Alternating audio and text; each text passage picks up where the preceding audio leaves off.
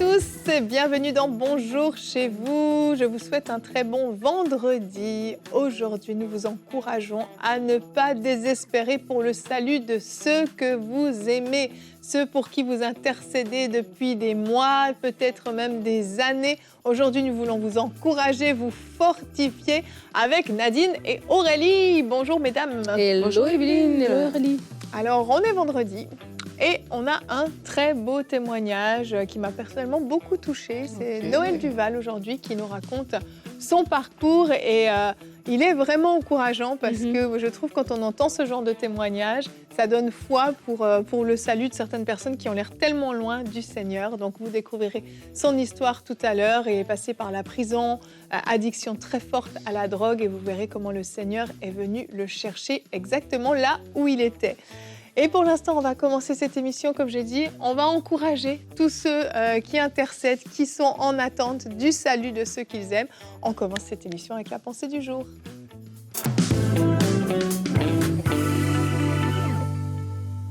Je vais commencer par un verset biblique qu'on cite généralement, qu'on retrouve dans Genèse, qui dit « Y a-t-il rien qui soit étonnant de la part de l'Éternel ?» En effet, lorsqu'on entend ce verset biblique, on comprend que tout est possible. Et je crois qu'aujourd'hui, si vous êtes en train de prier pour les membres de votre famille, c'est important que vous dites cette parole de la parole, si je peux dire ça comme ça. « Y a-t-il rien qui soit étonnant de la part de l'Éternel ?» C'est souvent long, difficile, même désagréable, lorsque on veut évangéliser, entre guillemets, les gens de sa propre maison, les gens de sa famille.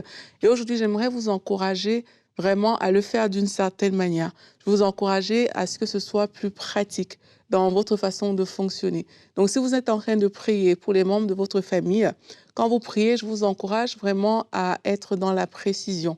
Parfois, vous avez déjà beaucoup parlé, ça ne s'est pas forcément passé comme vous l'entendiez.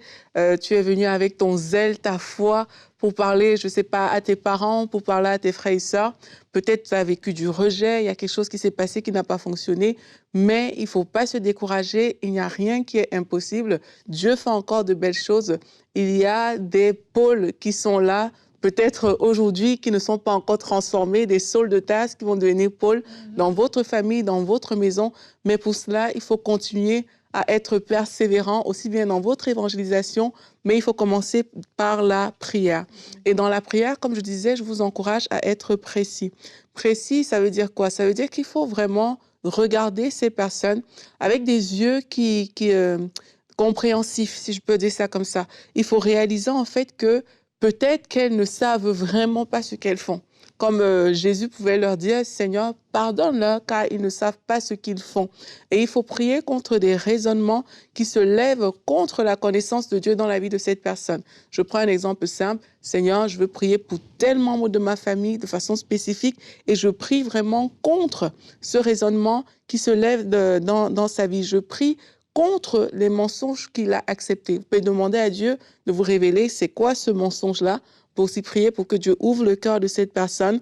On peut prier pour que sa vie soit transformée et même prier pour demander la sagesse pour pouvoir adresser certaines choses dans la vie de certaines personnes. Je le dis parce que c'est très important. Quelquefois, on a voulu voir le salut des membres de notre famille, mais le feu, le zèle et parfois le manque de sagesse peut conduire plus au jugement qu'à autre chose, en fait. Même si le cœur est bon, l'intention, elle est bonne, parfois dans la façon de parler, les gens peuvent le percevoir comme du jugement. Donc aujourd'hui, on dit de ne pas désespérer, mais ça passe par ces temps de prière où de façon précise, tu vas dire, Seigneur, montre-moi ce qui bloque pour mon frère, pour ma soeur, pour mon père, pour ma mère. Je veux le savoir, vous attaquez cette chose-là et que Dieu vous donne une sagesse vraiment pouvoir agresser ça dans la vie de cette personne. Et si ça se trouve, ça ne va peut-être pas passer par vous. Ce n'est pas grave. Prier, c'est juste vraiment donner l'opportunité à Dieu d'agir d'une façon ou d'une autre. Une autre chose que j'aimerais vous encourager à faire, c'est vraiment de manifester aussi l'amour. Quand on parle du salut de ses proches, on ne peut ne pas parler d'amour. il faut pas forcer les gens à accepter l'évangile, en fait. Il faut manifester l'amour et éviter d'être ce vilain petit canard, la personne qu'on sait que, ben oui, lui, il est toujours en train de nous critiquer, lui, il nous prend vraiment pour des perdus, pour des païens. Évitez d'être cette personne-là. Mais lorsqu'on vous voit, qu'on voit vraiment quelqu'un qui aime, quelqu'un qui est soucieux, quelqu'un qui manifeste ce Christ dont il parle, en fait, chaque jour, qu'on voit ces choses-là. Et aussi, pour finir, je vous encourage à vous attendre à Dieu.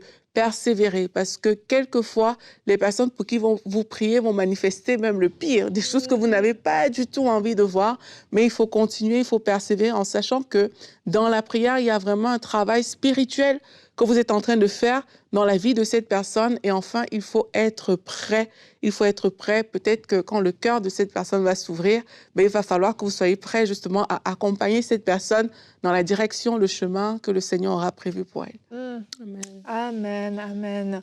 On a notre rôle à jouer, mais Dieu a le sien. Et des fois, on veut jouer le rôle de Dieu dans le salut des personnes qui nous entourent, en essayant nous-mêmes de convaincre leur cœur et leur faire ressentir qu'ils sont pécheurs, qu'ils ont besoin de se repentir.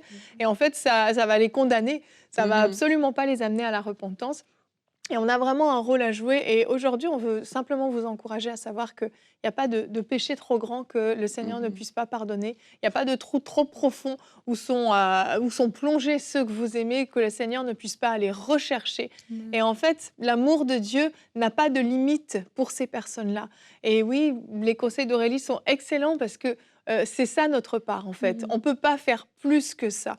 On aimerait pouvoir faire plus, mais on ne peut pas. Et Jésus a sa fonction. Notre verset du jour, c'est Luc 19, 10. Et il est écrit qu'en effet, le Fils de l'homme est venu chercher et sauver ceux qui étaient perdus. Il n'est pas venu, il y a un autre verset dans Luc au chapitre 5 où il dit qu'il est venu pour ceux qui étaient perdus, que ceux qui sont en bonne santé n'ont pas besoin de médecin. Et Jésus, en fait, nous dit que c'est pour ces gens-là, ces gens égarés, c'est pour les pécheurs qu'il est venu. Il a ce cœur pour eux. Et encore une fois, notre rôle va être d'aimer, de prier pour eux, et d'être toujours présent, d'avoir un témoignage qui va refléter l'amour de Dieu. Mais le reste ne nous appartient pas. Ouais. Et j'aime les conseils qu'Aurélie a donnés parce que c'est vrai, c'est des conseils qu'on peut penser, mais sur le coup, parce qu'on parle de désespoir, ça veut dire qu'il y a déjà eu quelque chose qui a été fait, mais la durée fait que ça devient plus difficile, ou même le comportement des gens. Des fois, tu es là, tu pries pour le salut de quelqu'un que tu aimes, donc ça veut dire que c'est peut-être un membre de ta famille, un conjoint, un enfant, un parent, et tu vois que les choses ne changent pas, tu peux être tenté d'abandonner et tu peux être tenté même de prier juste Seigneur, sauve-le, sauve-le. Mais elle a parlé de l'importance de la précision et je crois qu'il n'y a pas de révélation sans précision. Donc ça veut dire que il n'y a pas de précision sans révélation, pardon. Donc ça veut dire que si je veux avoir de prier avec précision, il faut que j'ai une révélation. Seigneur, elle est dans quelle situation en ce moment? Et peut-être le Seigneur va te diriger dans un couloir de prière que tu n'avais pas pensé. Combien de fois on a entendu des enfants qui vont dire, ben voilà, c'est le jour où je voulais aller au club, à la discothèque, voilà, à cette fête, que j'arrive devant la porte. Et j'ai entendu récemment une histoire d'un groupe de jeunes qui vont comme ça dans une boîte et alors qu'ils vont aller faire la fête, ben le gardien, voilà, devant, il laisse passer tout le monde et il dit, toi, tu peux pas passer. Et il dit, le jeune dit, ben oui, j'ai 18 ans, j'ai ma carte, voilà, j'ai le droit de rentrer dans le club. Et puis il dit, non, pas toi, il y a quelque chose de différent sur toi. Est-ce que tu es chrétien? Et là, le jeune, il se défend, mais non, moi, je suis pas chrétien, c'est mes parents, c'est pas moi. Il dit, ben toi, tu passes pas. Et tu te rends compte, c'était étonnant. Et les jeunes se sont frustrés, ils sont partis. Mais je me dis, il y avait des parents qui priaient derrière. Et des fois, tu peux prier dans le vide ou tu peux prier avec précision. Seigneur, en cette saison, je prie pour les fréquentations. Je prie pour que des fréquentations qui rencontrent des gens qui vont le ramener à toi et non des gens qui vont l'amener encore dans pire. Et donc, des fois, c'est prier comme ça. Et c'est se garder aussi. Aurélie a parlé de l'amour. Et ça, c'est tellement important. On voit le cœur de Jésus alors qu'il est sur la croix. Il prie avec amour. Il dit, Père, pardonne-leur. On voit le cœur de Étienne qui va avoir la même prière. Et des fois, on est frustré par les gens que nous aimons, alors qu'on prie pour leur salut. Leur comportement aussi vient nous frustrer. Et dans notre chair, on peut être frustré. Mais l'amour va nous demander de, des fois, pardonner. Et des fois, l'ennemi veut nous décourager, va peut-être même susciter des situations qui vont nous frustrer. Et là, il faut se rappeler. Ça prend des émissions comme celle-ci qui nous rappellent que c'est vrai. Je dois descendre, je dois mettre de l'eau de l'eau dans mon vin et je dois continuer à prier, rester dans l'amour par rapport à cette personne. Et dans certains cas, des fois, on va nous-mêmes fermer la porte. c'est comme si on a ah non, cette personne-là, il y a rien à faire. Elle est allée bien trop loin. Et on va nous-mêmes fermer la porte, on va nous-mêmes saper notre propre foi, refusant même parfois de même vouloir prier. Là, je parle peut-être plus d'un voisin, d'un collègue de travail, où on a nous-mêmes on a condamné cette personne et on donne même pas l'opportunité à l'évangile de rentrer dans sa vie. Et ça, je pense que c'est quelque chose aussi qu'il faut vraiment qu'on évite de faire Ouais. et qu'on laisse toujours l'opportunité à Dieu de venir se révéler à une C'est personne. ça. En fait, il ne faut pas tomber dans la fatalité. La fatalité vient souvent du fait qu'on a vraiment essayé beaucoup de choses Oui. et on a souvent cogné un mur. Mm. Du coup, c'est comme, OK, laisse tomber et tout. Il y a le côté, j'abandonne la situation à Dieu, mais il y a le côté vraiment, la fatalité de, comme tu as dit, Mhm. lui, franchement, je pense C'est un qu'il est cas perdu désespéré. et puis voilà. Mais il faut pas tomber là-dedans. C'est dangereux, surtout que moi, j'ai déjà eu le cas dans ma famille. Il y avait j'avais, comme je priais, tu vois, la personne se moquait de moi. La personne se reconnaîtra. La personne se moquait de moi. Souvent, quand je priais, elle n'était pas encore née de nouveau. Mais un jour comme ça, alors qu'elle était en train de se moquer de moi, j'ai ressenti dans mon cœur qu'elle va donner sa vie à Dieu avant la fin de l'année. Et vers la fin de l'année, elle commençait à me poser des petites questions, tu vois. Mais moi, je comprenais ce qui se passait. C'est comme... Elle venait pas dans le mode j'ai donné ma vie à Christ, tu vois, mais elle posait des petites questions, tu vois Il y avait un intérêt, en fait. il y a quelque chose qui a changé et mettre un jugement sur les gens va fermer ton cœur par rapport à ça. Complètement. Parce que moi, j'avais compris parce que j'avais eu un avertissement. Je savais qu'il y avait un travail qui était en train de se faire dans son cœur qui poussait cette personne-là. Et quelquefois, les gens à qui on a prêché l'évangile, c'est ce qui va se passer. Ils vont pas venir te dire, tu te rappelles, tu m'avais parlé de Jésus aujourd'hui. Non, ils vont venir peut-être, oui, ben... Tu m'avais dit un truc, est-ce que tu peux m'expliquer ça veut dire quoi quand tu fais ça Là, il faut avoir le cœur ouvert parce qu'il n'y a pas meilleur moyen pour planter, pour semer encore une parole d'évangélisation dans la vie de ces personnes à ce moment-là. Mais si tu as déjà fermé la porte parce que tu as trop essayé, ben là, comme tu as dit, tu es en train de priver quelqu'un d'une grâce parce que toi, ton cœur est fermé. Finalement, c'est plus le cœur de la personne, c'est ton cœur qui devient fermé à ce moment-là. Exactement, exact. Et je crois que le témoignage de Noël va être un encouragement vraiment pour un grand nombre d'entre vous qui priez pour le salut de ceux que vous aimez. Donc, je vous laisse le découvrir.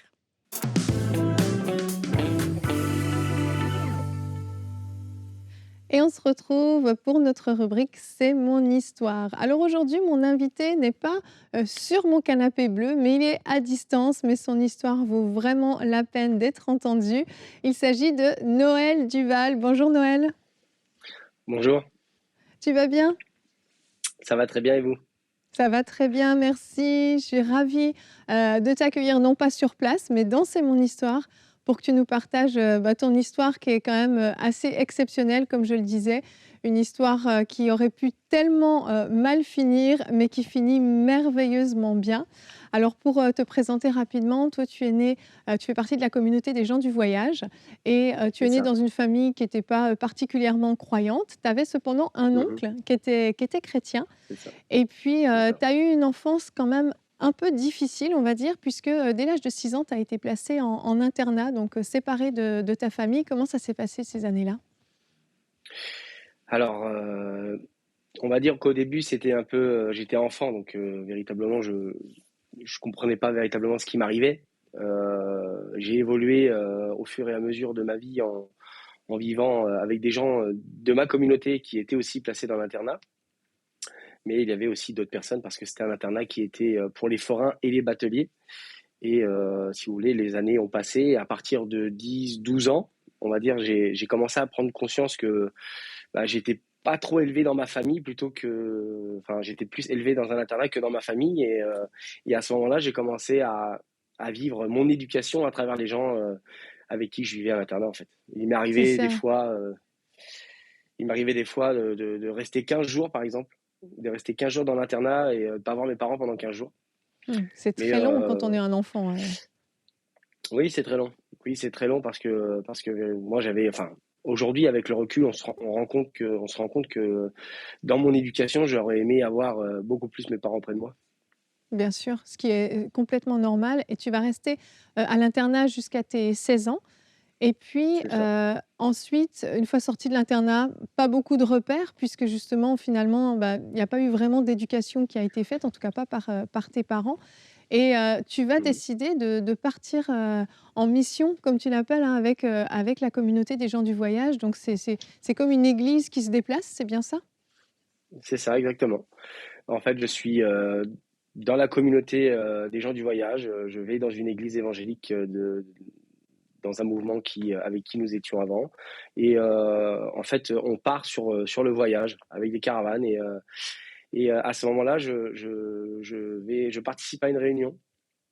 Je participe à une réunion et au bout d'une quinzaine de jours, je ressens vraiment une présence dans mon cœur qui me bénit, qui me fortifie en fait à ce moment-là, mais et je reçois le baptême du Saint-Esprit en fait. Je reçois le don, Mmh. de parler en langue et si vous voulez, je vis quelque chose d'extraordinaire, mais je suis jeune, et si vous voulez, j'avais déjà, dans notre communauté, comment dire? On se responsabilise très tôt, surtout quand on vit, on va dire, des enfances assez difficiles. On essaie de partir, de fuir, en fait, le foyer Mmh. et je m'étais déjà mis en couple avec, une personne, un peu plus jeune que moi et je vivais, si vous voulez, en couple avec une fille, mais véritablement, je ne connaissais rien de ce que c'était de la responsabilité. J'étais immature et je connaissais pas la vie. Et donc, quand je suis rentré chez moi, si vous voulez, 15 jours après, je suis passé par les eaux du baptême, après mes 16 ans. Donc, je suis passé par les eaux du baptême. J'ai vécu donc l'expérience avec le Saint-Esprit où j'ai reçu le baptême du Saint-Esprit. Et je suis rentré chez moi, après à Paris, au bout de 15 jours. Et si vous voulez, je suis retombé dans le foyer, dans mes parents où j'étais, avec qui j'étais, ou avec qui ça se passait bien, vraiment. Mais ensuite, j'ai continué à fréquenter des gens de ma ville et bah, j'ai été très influençable. C'est Alors ça. j'allais dans... C'était des mauvaises fréquentations finalement qui t'ont entraîné C'est ça. dans quel type de problème? Alors, en fait, je faisais de la boxe. Je faisais beaucoup de boxe. J'étais boxeur pendant des années. Et ensuite, si vous voulez, parallèle, je faisais tout ce qui était petit vol, petit cambriolage, jusqu'au moment où bah, je suis rentré un peu dans le banditisme. Les années ont passé. J'ai évolué dans un système où j'ai commencé à faire des braquages. Et je me suis fait interpeller en 2009 pour un vol avec arme. Et c'est là où bah, tout a basculé dans ma vie. C'est ça, Je tu es me suis fait interpeller. interpellé, tu te retrouves en garde à vue. Dans cette garde à vue, est-ce que tu penses à Dieu? Est-ce que tu te souviens de Dieu? Parce que tu l'avais quand même vraiment mis de côté pendant cette période.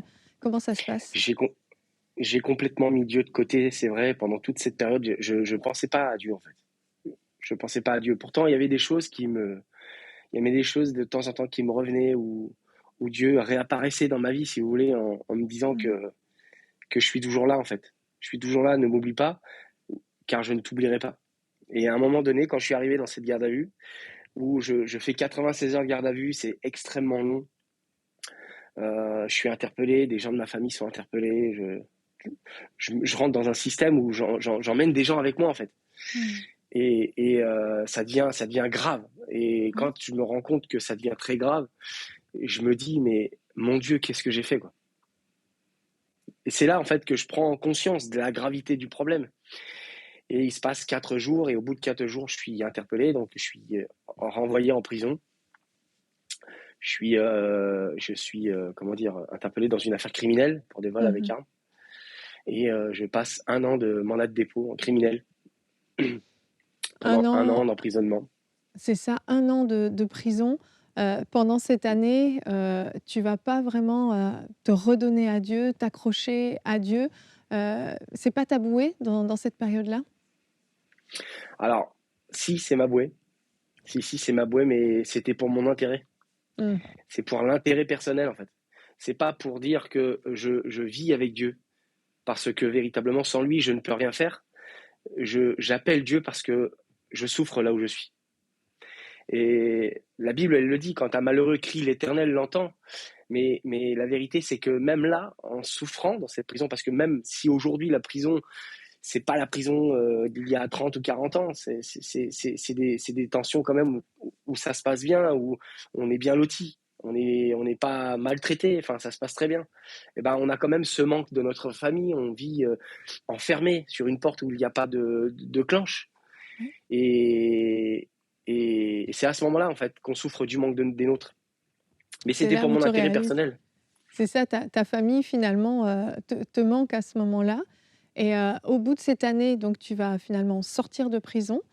Comment tu vas mener ta vie? Parce que c'est quand même, voilà, tu as connu la privation de liberté, tu es à nouveau libre. Mhm. Qu'est-ce que tu vas choisir de faire de ta vie à ce moment-là? Et ben, à partir de ce moment-là, quand je sors de prison, je suis, je suis complètement déterminé dans le sens où je veux plus retourner en prison, c'est-à-dire que je me mets à travailler. Je me mets à travailler, mais en travaillant, je rencontre des belles filles, je rencontre du beau monde. Je commence à rencontrer une fille qui travaille sur des plateaux de télévision, et bah, de fil en aiguille, je retombe dans le panneau d'un autre système que je ne connaissais pas. C'était l'emprisonnement psychologique de la drogue, en fait. Et Je suis quand on tombé parle dans de la drogue, drogue, on parle de cocaïne. Tu vas en c'est ça. prendre énormément. Tu disais jusqu'à 3 à 5 grammes par jour, donc c'est quand même des très Oui. très grosses quantités. Et là, tu vas sombrer dans une sorte de dépression, de désespoir en fait. Ça va pas mieux, mais ça s'empire. Ah, ce qui va se passer véritablement, c'est que je sors de prison, je renoue une relation familiale avec ma mère, mon père, mes frères. Et à ce moment-là, je peux vous dire que ce qui va se passer, c'est que je perds encore ma famille. Je me rééloigne de ma famille. À cause Et de je la vis drogue. aussi à cause de la drogue, oui. Mmh. À cause de la drogue, à cause des relations que je fréquente, qui sont encore des relations très toxiques pour moi. Parce que la vérité, c'est que je comprends que c'est pas ce qu'il me faut. Alors aujourd'hui, avec le recul, mais je veux que mon bonheur. Je suis égoïste à ce moment-là. En croyant que c'est un réel bonheur que je vis, en soi, c'est une porte ouverte à la perdition. Mmh. Et là, je commence à m'effondrer dans la drogue. Je vous dis sincèrement, je vivais euh, un jour sur deux drogué, quoi. Je vivais C'est tout le terrible. temps, tout le temps, tout le temps, tout le temps, tout le temps. Et jusqu'au jour où cette drogue m'emmène dans une situation extrêmement dure. Parce que je vis, des fois, je voyais, un jour, j'ai un dealer qui me dit, avec qui j'avais beaucoup discuté de ma relation de vie, avec qui j'avais parlé de ma relation familiale que j'avais avant, et avec qui j'avais dit que je connaissais Dieu. Et il m'a dit un jour, tu sais, ta place à toi, c'est pas ici, c'est pas avec nous, c'est avec les gens qui connaissent Dieu de ta famille. Et en C'est un fait, dealer qui Dieu te s'est dit ça. servi de cette personne-là. C'est cette personne-là qui m'a rappelé que Dieu existait, en fait. Et j'ai pris conscience, en fait. J'ai dit, il a peut-être raison, mais je suis pas venu pour ça. C'est fou, c'est fou. Et un jour, tu vas Ah ouais, recevoir c'est un très fou. Ouais. appel de ta tante qui t'annonce que ton C'est père ça. est hospitalisé, qu'il est sur le point de mourir. Et là, en fait, au lieu de te ressaisir, bah, au contraire, ça va te faire chuter encore plus bas. Tu vas être sous une telle emprise de drogue que tu dors pas pendant 3 jours. Et là, les C'est pensées ça. suicidaires deviennent hyper oppressantes. C'est ça. Exactement. En fait, nous, on a des relations familiales qui sont très compliquées, et donc je voulais pas accepter, en fait. Je ne voulais pas avoir d'humilité et enlever cet orgueil qui détruisait ma vie. Et j'avais décidé de rester à l'écoute de mes vieux démons qui me disaient qu'il fallait que je boive de l'alcool, que je me drogue, et qu'à la fin, je me suicide, quoi. Et en fait, donc, pour vous faire bref, je m'approche de ce train. Je suis sur une ligne de chemin de fer, je veux me suicider. Et en m'approchant de cette ligne de chemin de fer, je suis en pleurs, je m'en souviendrai toujours, je souffre à l'intérieur de moi, et je me dis comment sortir de cette situation, en fait. Comment sortir? Et en fait, à ce moment-là, mon cœur, mon âme souffre tellement, et ben c'est Dieu qui vient à travers tout ça pour résoudre le problème. Le Saint-Esprit me donne cette humilité de comprendre qu'il ne faut pas que je me suicide, et qu'il faut que je renoue avec ma famille, et que c'était lui qui allait reconstruire. C'est fou. Donc là, Et tu es sur donc, le bord des rails. La c'est ça, conductrice klaxonne. C'est comme là, tout c'est à coup, ça, tu réalises ce que tu es en train de faire et tu réalises qu'en fait, Dieu est toujours là, en fait. Et là, exactement. tu vas décider de partir, retourner voir, aller voir ton père à l'hôpital qui demande effectivement énormément d'humilité, de venir voir ta famille ton frère va t'accueillir à l'entrée de l'hôpital et il voit l'état dans lequel tu es, qui le choque beaucoup. Et là, tu rentres dans cette chambre d'hôpital, tu vois ton père allongé sur le lit qui est mourant. Comment ça se passe? Avant de rentrer dans l'hôpital, déjà dans le couloir, c'était un long couloir de 20 mètres à peu près, 20-30 mètres. Et déjà à l'intérieur de moi, il y a cette culpabilité d'avoir fait souffrir ma famille, en fait. Et quand je rentre voir mon père, je vois mon père qui est allongé et je vois qu'il ne peut pas parler. Sa seule manière de s'exprimer, c'est son regard, en fait. Et quand il me regarde et qu'il me dit, ses yeux coulent, ses yeux coulent de larmes. Et je comprends, en fait, que mon père, il est heureux de me voir. Il était content de me voir. Il me serre la main et il me fait comprendre, en fait, qu'il m'avait pardonné, que je lui demande pardon. Je crie pardon, je m'agenouille au pied de son lit et je lui dis, mon père, aujourd'hui, je vais reconstruire ma vie avec vous, avec Dieu. Je reconstruis tout avec vous. Et je délaisse cette vie de drogué, de tué par l'alcool, par la drogue, par l'anxiété, l'angoisse, par les démons qui sont venus me détruire. Et je veux tout reconstruire aujourd'hui. Et quand je dis ça, mon père retombe dans le coma, quelques heures après. Et quand mon père retombe dans le coma, je sors de cet hôpital et je rentre chez moi me reposer. Et quand je rentre chez moi me reposer, le lendemain, je viens à l'hôpital et je discute avec mon frère et il me dit, mon frère, je veux t'avouer quelque chose, papa a donné sa vie à Dieu. Papa, aujourd'hui, c'est un chrétien, il a donné sa vie à Dieu sur le lit de mort. Cette expérience m'a fait comprendre que ma famille priait pour moi, en fait. Ma famille priait pour moi et en fait, j'étais emprisonné. J'étais emprisonné et ça me rappelle des moments de la parole de Dieu où Pierre, il est emprisonné et l'Église prie à l'extérieur de cette prison. Et quand les chrétiens prient pour quelqu'un qui est emprisonné, que ce soit dans une prison physique ou psychologique, Dieu est capable de nous faire sortir de cette situation. Et j'ai compris à ce moment-là que mon père était sauvé et qu'il fallait que je reconstruise ma vie. Et à partir de là, mon père est parti auprès du Seigneur. Il est mort 3 jours après. Et quand il est mort, j'ai reconstruit véritablement ma famille entière. J'ai renoué avec ma mère, avec mes frères. Aujourd'hui, j'ai une relation magnifique avec mes frères. Ils sont tous chrétiens. La plupart sont serviteurs de Dieu. Et aujourd'hui, on rentre tous dans l'appel que Dieu nous a donné, car on a stoppé cette malédiction générationnelle sur la vie que nous avions avant. Waouh, c'est magnifique, vraiment. Noël, merci beaucoup de partager cette histoire. Ça demande beaucoup de courage de raconter tout ça. Ouais. Merci pour ton humilité, merci pour ta force. Et puis, tellement reconnaissante de voir ce que Dieu a fait dans ta vie. Aujourd'hui, tu es mariée, tu as 3 enfants. C'est ça. Et puis, tu as goûté enfin au bonheur, au vrai bonheur. Et il n'y a que Jésus qui pouvait te l'offrir. Exactement. Vraiment, Dieu a tout reconstruit. Amen, amen. Merci beaucoup, Noël, d'être venu raconter ton histoire avec toute cette émotion. On sent que ça te touche encore. C'est tellement normal. Et vraiment, C'est fort, merci, Seigneur, pour ce qu'il a fait dans ta vie. Merci et merci beaucoup. à toi. Merci. Wow. C'est encore émouvant Ouais, vraiment. à regarder. En tout cas, comprenez pourquoi je vous disais que ça donne de l'espoir, ce genre de témoignage. On n'est jamais trop perdu. Alors que le Seigneur puisse vous-même vous fortifier si vous êtes dans un combat de foi actuellement. Que ce témoignage puisse vous encourager vraiment et vous redonner espoir. Et que après cette émission, vous puissiez une fois de plus tomber à genoux et intercéder pour le salut de ceux que vous aimez. Parce que le Seigneur veut les sauver, veut intervenir dans leur vie comme il l'a fait dans la vie de Noël. Je vous souhaite à tous un très très bon week-end. Merci les filles pour cette émission. Et on se retrouve la semaine prochaine pour de nouvelles émissions de Bonjour chez vous.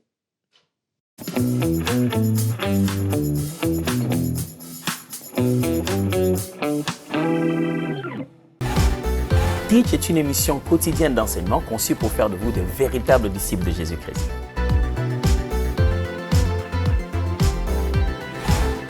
Au cours de ces émissions, vous apprendrez à être informé d'abord sur ce qui est écrit dans la parole de Dieu, formé sur la manière ordonnée de reconnaître la saine doctrine et transformé parce que ces enseignements iront dans votre cœur afin que vous puissiez devenir ce disciple et non pas seulement mettre la Bible dans la tête, mais aussi dans le cœur. Alors, let's teach, grandissons ensemble.